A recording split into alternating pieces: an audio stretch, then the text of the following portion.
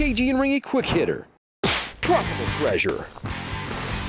While KG and the boys of Team ATC were yucking it up and detecting the mountains of Montana a few weeks ago, I was assigned the difficult task of treasure hunting the beaches of Hawaii.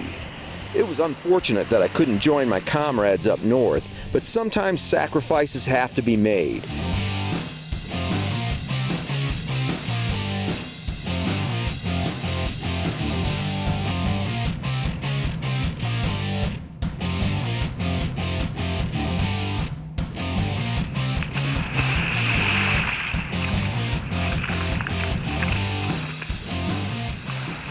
CB bravely joined me on the island mission, along with Chad, our expert dive trainer, boat captain, and treasure hunting buddy from LP SCUBA. We were forced to deal with a multitude of challenges, including high heat and humidity. To compensate, we hydrated on a regular basis with naturally occurring liquids on the tropical island, such as raspberry shave ice and something called longboard, which was a robust, frothy, yellow vitamin-packed drink of unknown origin. Our first days were spent doing recon, both above and below the ocean's surface. Unfortunately, large swells and the growing surge forced us back on land halfway through the trip, and dive companies all over the island were canceling dives, including our scheduled boat dives. Luckily, however, we did some diving on our own before it got bad, and we got to see some incredible sea life. We encountered giant sea turtles, massive trumpet fish, moray eels, and several other poisonous stabby things in the ocean depths.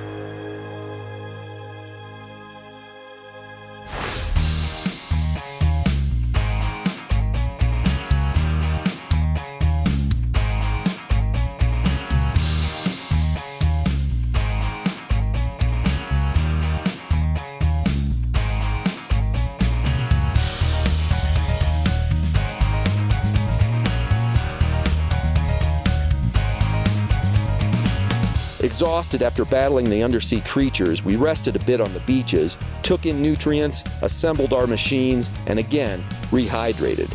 I rehydrated a lot. It seemed like I was always thirsty.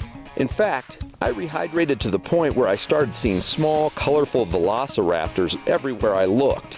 I thought it was my imagination running wild, but it turns out that the beasts were real, and they were everywhere, threatening the local populations and tourists with mighty screams day and night.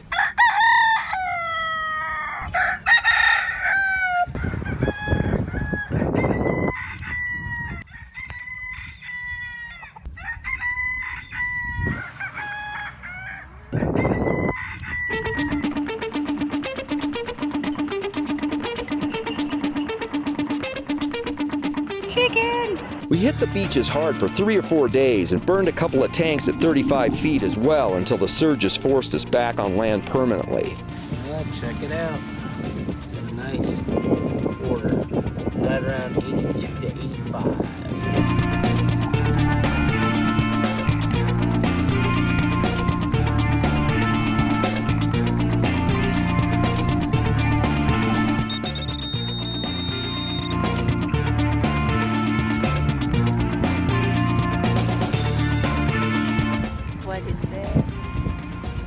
Quarter.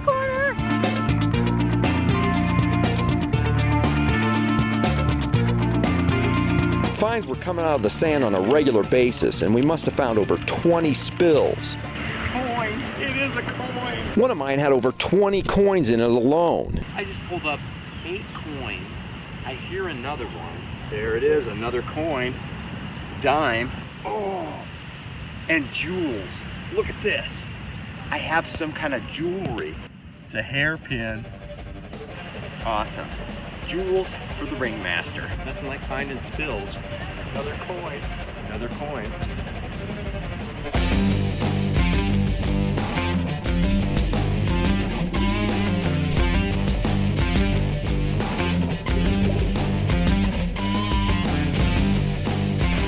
There's something right here.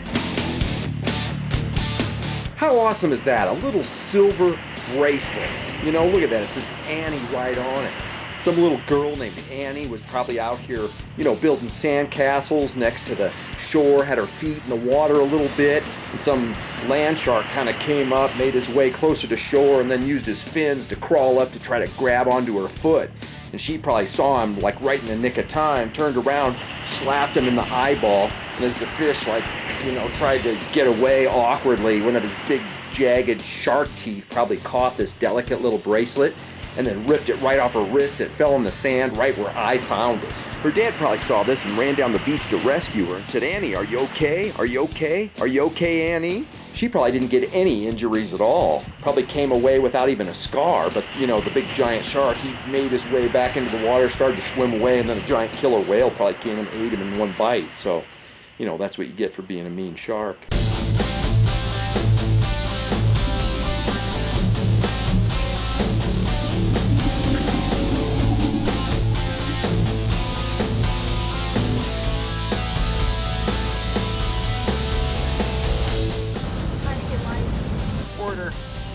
Giant sinker. Chad dug up a bent frying pan on one of his first hunts. Based on the skull-sized dent in the side, it was probably a murder weapon. Years ago on one episode of Diggers, KG found an old frying pan, and just a few days ago, I joined the Frying Pan Club as well. Exclusive membership in the POC. Dime. Coin. Coin.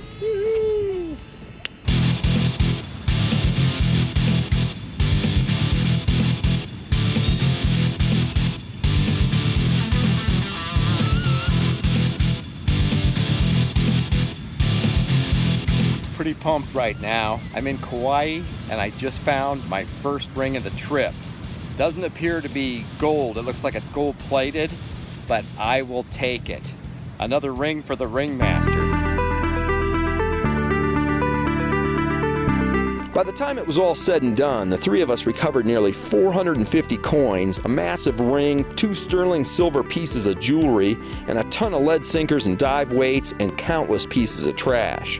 Makes me wonder how many injuries we, and I mean we as in the massive worldwide group of all metal detectorists, I wonder how many injuries we have prevented by cleaning all the nails, shredded aluminum cans, needles, glass, fish hooks, and other garbage off of beaches, playgrounds, and parks.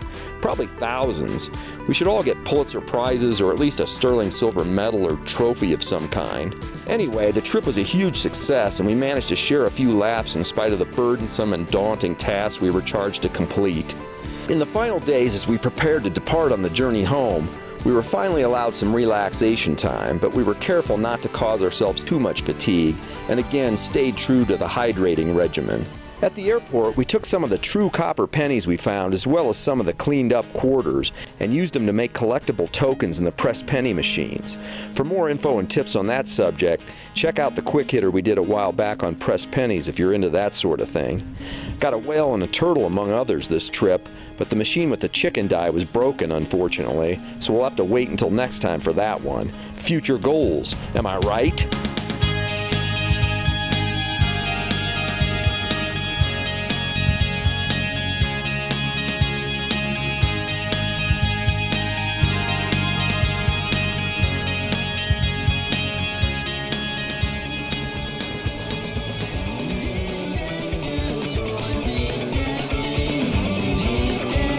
It was an awesome trip to the Island of Chickens. Until next time, Ringy out. Quick hitter!